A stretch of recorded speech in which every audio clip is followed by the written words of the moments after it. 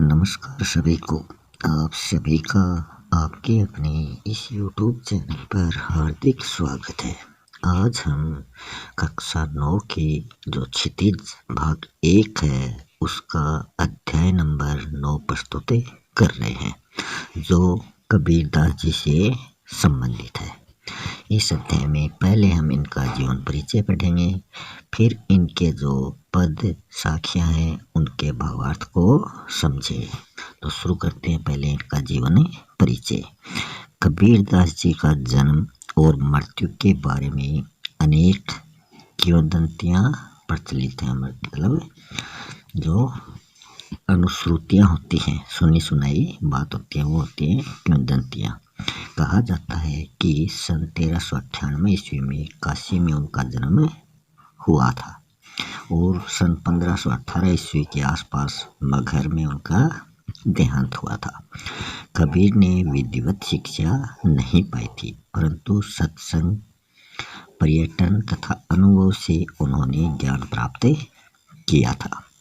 भक्तिकालीन निर्गुण संत परंपरा में प्रमुख कि जो भक्तिकालीन निर्गुण संत परंपरा थी उसके प्रमुख कबीर दास जी थे, जिनकी रचनाएं हैं कबीर ग्रंथावली में इनकी रचनाएं संग्रहित है। किंतु कबीर पंथ में उनकी रचनाओं का संग्रह बीजक ही प्रमाणिक माना जाता है। कुछ रचनाएं गुरु ग्रंथ साहब में भी इनकी संकलित मिलती है। जो बीजक है ये इनके शिष्य धर्मदास द्वारा रचित माना जाता है, जिसमें इनकी तीनों रचनाओं का संग्रह किया गया था, साखी, शब्द और रामायणी। कबीर अत्यंत उदार, निर्भय तथा सद्ग्रस्त संत थे। राम और रहीम की एकता में विश्वास रखने वाले कबीर ने ईश्वर के नाम पर चलने वाले हर तरह के पाखंड, भेदभाव और कर्मकांड का खंडन किया है। उन्होंने अपने काव्य में धार्मिक और सामाजिक भेदभाव से मुक्त मनुष्य की कल्पना की है। ईश्वर प्रेम, ज्ञान तथा वैराग्य, गुरु भक्ति, सत्संग और गुरु महिमा के साथ आत्मबोध और जगत बोध की अभिव्यक्ति उनके काव्य में हुई है। कबीर जी की भाषा की सहजता ही उनकी काव्यात्मकता की शक्ति मानी जाती है। जन भाषा के निकट होने के कारण उनकी काव्य भाषा में दार्शनिक चिंतन को सरल ढंग से व्यक्त करने की उनकी प्रमुख ताकत रही है। यहाँ संकलित साखियों में प्रेम का महत्व, संत के लक्षण, ज्ञान की महिमा, बाह्य आडंबरों का विरोध आदि भावों का उल्लेख हुआ है।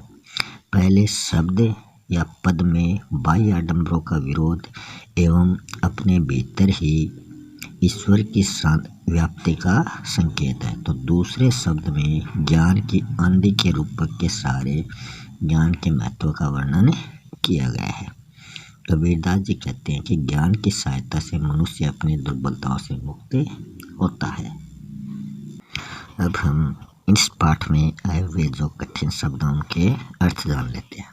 सुभर का अर्थ होता है अच्छी तरह भरा हुआ। केली, क्रीड़ा, मुक्ताफल, मोती। दुलीचा, कालीन या छोटा आसन। स्वान, कुत्ता। झक मारना, मजबूर होना या वक्त बर्बाद करना। पखा पखी, पक्ष विपक्ष। कारणे, कारण। सुजान, चतुर्ज्ञानी। निकटे, निकट, नजदीक। काबा, मुसलमानों का पवित्र तीर्थ स्थान। मोट चून मतलब मोटा अनाज। जमनिया मतलब जन्म, जन्मिया मतलब जन्म लेकर। सुरा, शराब। टाटी, टट्टी या पर्दे के पीछे लगाए हुए बांस आदि की फट्टियों का पल्ला। थुनी, स्तंभ या टेक। बलिंदा, छप्पर की मजबूत मोटी लकड़ी। छानी, छप्पर। भांडा, फूटा मतलब भेद खुला। निर्चू, थोड़ा ही। चूहे, चूता है या रिश्ता है। बूठा, वर्षा। खीना, क्षीण हुआ। मानसरोवर, सुभर जल। हंसा, केली, कराहीन। मुक्ताफल, मुक्ता चुगे। अब उड़ी अनंत न जाहें। तो इन सखियों के माध्यम से कबीरदास जी कहते हैं कि जिस प्रकार हंस मानसरोवर से भरे हुए जल में क्रीड़ा करते हुए मोती चुगते हैं तथा उसे छोड़कर वो कहीं भी जाना पसंद नहीं करते हैं, ठीक उसी प्रकार मनुष्य भी जीवन के माया जाल से अर्थात धोखे के जाल में ऐसा फंस गया है कि उसमें सत्य को पहचानने की शक्ति ही नहीं रही है। दूसरा है प्रेमी ढूंढत मैं फिरूं, प्रेमी मिले न कोई, प्रेमी को प्रेमी मिले सब विष अमृत होए। तो इन सखियों के माध्यम से, इस सखी के माध्यम से कबीरदास जी कहते हैं कि प्रेमी रूपी ईश्वर को ढूंढना बहुत कठिन काम है। कवि ईश्वर को हर जगह तलाशते रहते हैं परंतु उनको सफलता नहीं मिलती। कवि का मानना है कि जब प्रेमी रूपी ईश्वर हमें मिल जाएगा तब कष्ट रूपी सारा विष सुख रूपी अमृत में बदल जाएगा।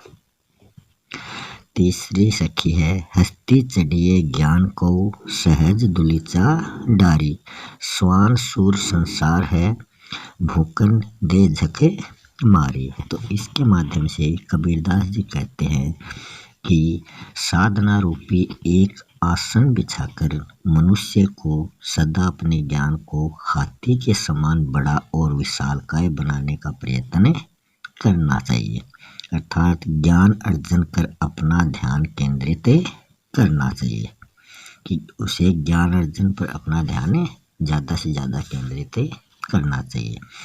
संसार की तुलना कुत्तों से करते हुए कबीरदास जी कहते हैं कि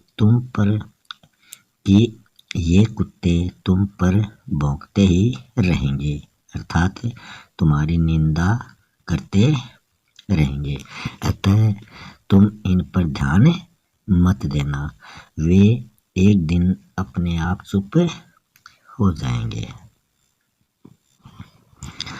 नेक्स्ट है पखा पखी के कारणे सब जग रहा भुलान, निरपख होय के हरि भजे सोई संत सुजान।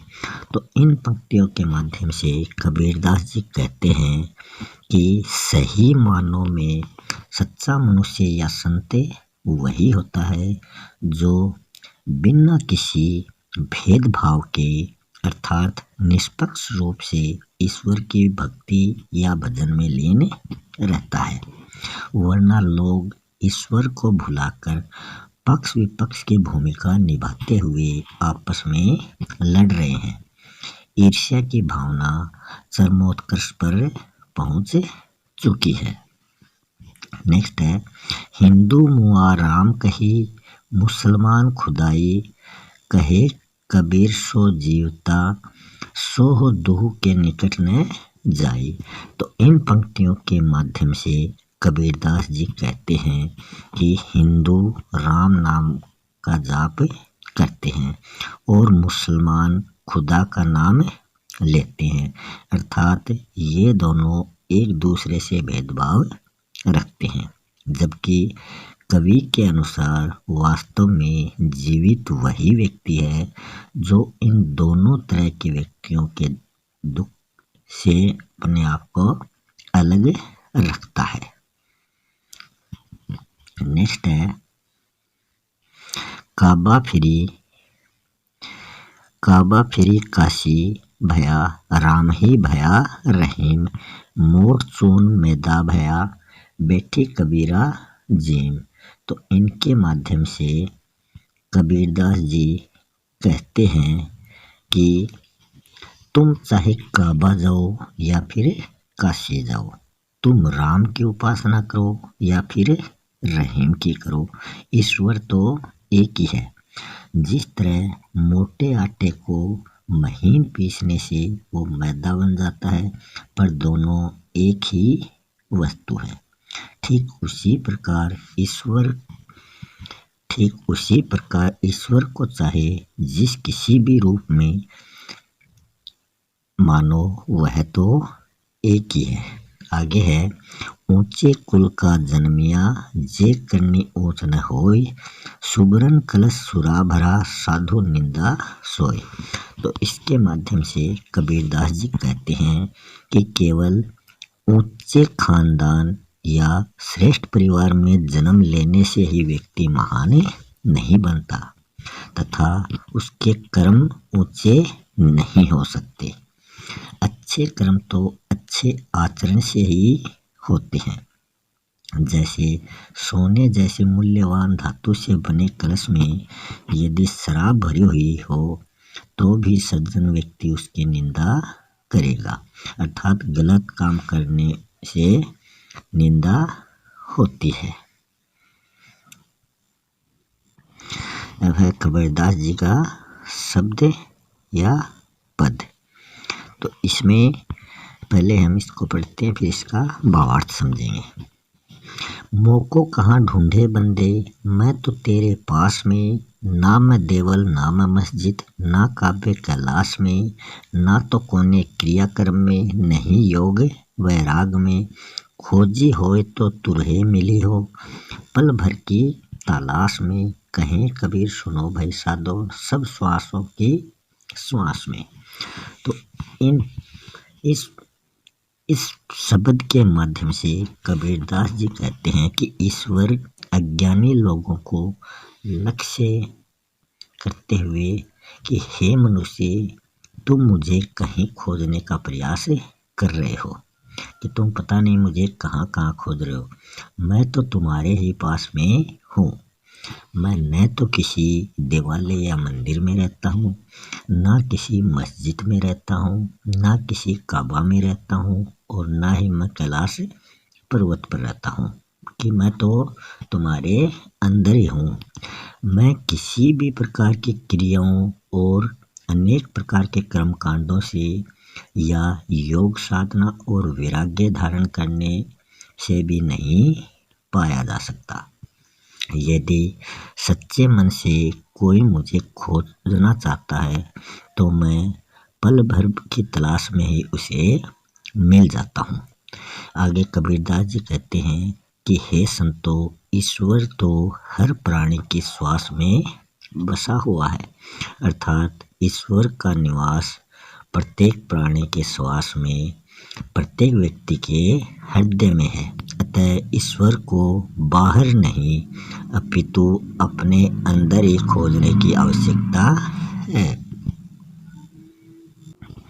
नेक्स्ट है, संतो भाई आई ज्ञान की आंधी रे, भ्रम की टाटी सबे उड़ानी, माया रहे न बांधी, हिति चित्त की द्वे थुनी गिरानी, मोह बलिंडा टूटा, तृष्णा छानी परी घर ऊपरी, कुबदी का भांडा फूटा, जोग जुगती करी संतो बांधी, निर्चु चुए ने पानी, कूड़ कपट काया का निक्ष्या, हरि की गति सब जानी, आंधी पीछे तो सब बूठा, प्रेम हरि जन भीना, कहे कबीर भान के प्रगटे, उदित भया तम खीना।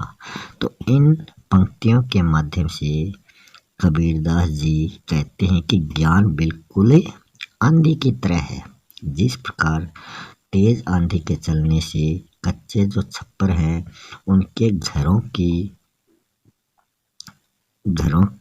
अत्यधिक कि जैसे ही तेज आंधी आती है तो जो घरों के पुराने जो छप्पर हैं वो क्या हो जाते हैं, वो उस आंधी से टूट जाते हैं कि उड़ जाते हैं, और आंधी के चलने से कच्चे छप्परों को अत्यधिक नुकसान भी उठाना पड़ता है। जिस बांस और मोटी लकड़ी पर छप्पर टिका होता है वह भी उस आंधी से गिरकर टूट जाता है। तब उस छप्पर की दुर्बलता का भेद खुल जाता है।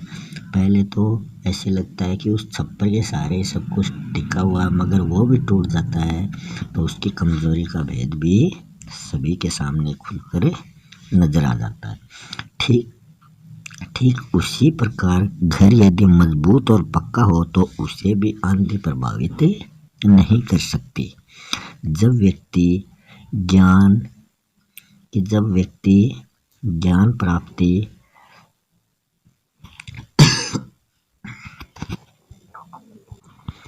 जब व्यक्ति ज्ञान प्राप्त कर लेता है तब उसके मन के सारे भ्रम मिट जाते हैं। ज्ञान की शक्ति के आगे मोह माया का बंधन क्षण भर में समाप्त हो जाता है। व्यक्ति स्वार्थ रहित जीवन जीने लगता है। जैसे आंधी के बाद वर्षा से सारे सामान धुल जाते हैं, वैसे ही ज्ञान प्राप्ति के बाद मन निर्मल हो जाता है। मनुष्य ईश्वर भक्ति में लीन हो जाता है। तो इस अध्याय में हमने जो साखियाँ पढ़ी हैं उसमें दृष्टांत अलंकार का प्रयोग किया गया था और हमने दो शब्द भी पढ़ लिए हैं। तो आज के वीडियो में इतना ही। मिलते हैं नेक्स्ट वीडियो में नए लेसन के साथ। तब तक के लिए धन्यवाद।